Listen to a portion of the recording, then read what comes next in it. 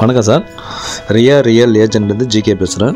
இப்போ நம்ம பார்க்குற இடம் ரெட்டியார்பாளையம் சார். ரெட்டியார்பாளையத்தில் சுதாகர் நகர் மோஸ்ட்லி நிறைய பேருக்கு தெரியும்.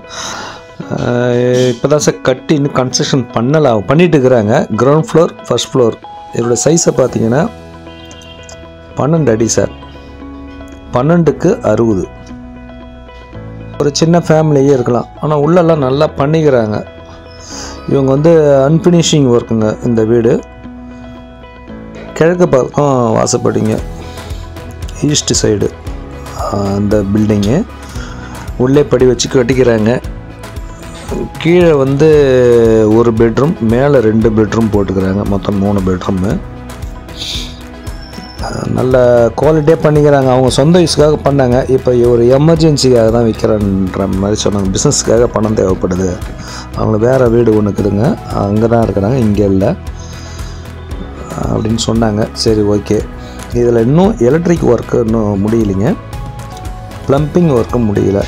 ப்ளம்பிங் ஒர்க்கும் முடிஞ்சது. அந்த ஃபிட்டிங்ஸ் ஐட்டம் மட்டும் இன்னும் ஃபிட் பண்ணல.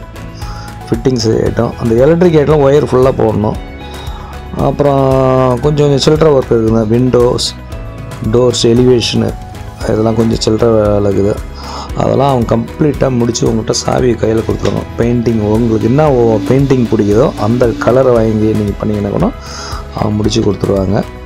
இதோடைய விலையை பார்த்தீங்கன்னா 55 லட்ச ரூபா கேட்குறாங்க.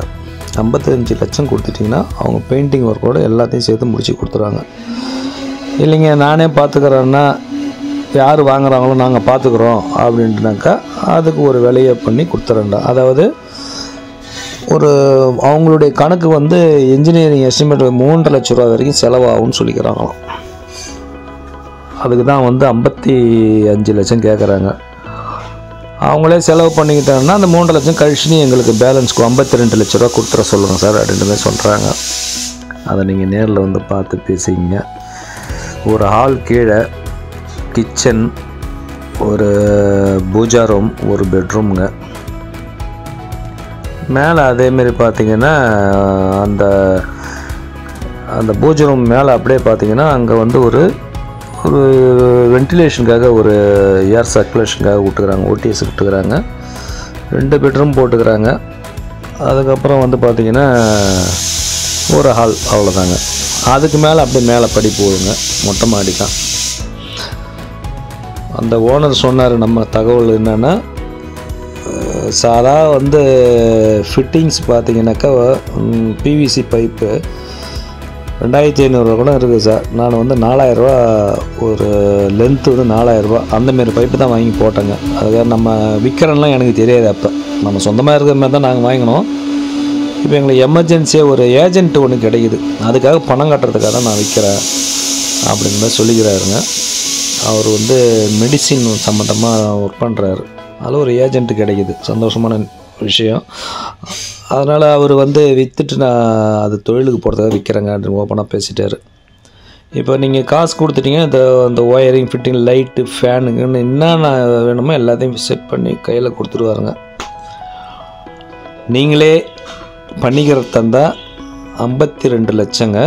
அவங்க பண்ணி கொடுக்குறது தந்தால் அந்த எல்லா ஒர்க்கையும் அவங்களே செஞ்சு கொடுக்கணுன்னா 55 லட்சங்க. யார் வாங்குகிறாங்களோ அவங்க நான் செஞ்சுக்கிறேங்க அப்படின்றாக்கா 52 சார்.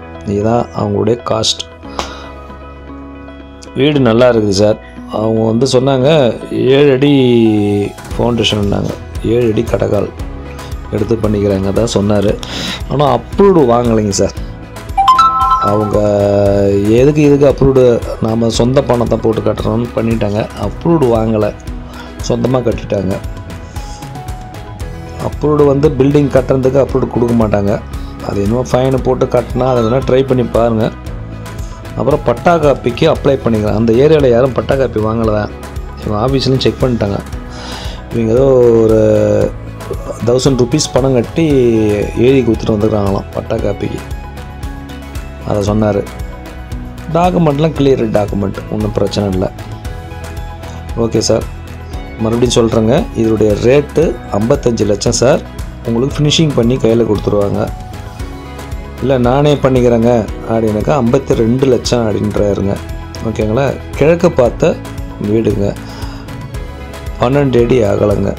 அகலம் 12 அடி, நீளம் வந்து 60 அடிங்க. ஓகேங்களா? மேற்கொண்டு தகவல் வேணும்னா ஃபோன் பண்ணி கேளுங்க. நன்றி, வணக்கம்.